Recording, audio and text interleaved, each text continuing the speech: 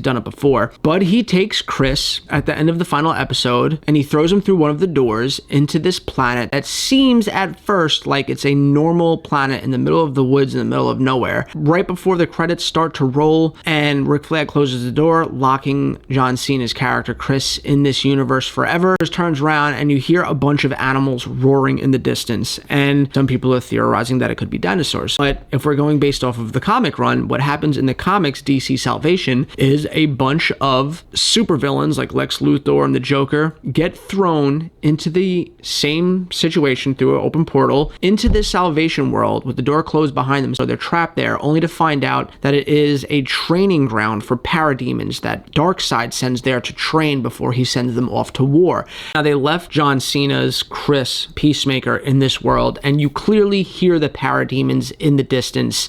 And as much as I don't think that he's to a T following the comic book where we're going to see Lex Luthor and the Joker face off in a fist fight in this universe, I do think that he is setting up Darkseid as the overall villain of the overall DC universe. I think they're setting Darkseid up almost like Thanos was set up in Marvel, with little teases here and there to ultimately wind up being the villain of the Justice League movie that's going to come like 4 or 5 years from now. I do think that Rick Flag is going to be like this second tier villain that a lot of people have to deal with, especially since his plan is to take all of the metahumans and throw them into this universe. But it seems to me like that's what James Gunn is teasing. He's teasing parademons that Peacemaker is going to have to face off against long enough until he's saved by somebody, probably Superman or Batman, and that's going to be our introduction to Darkseid.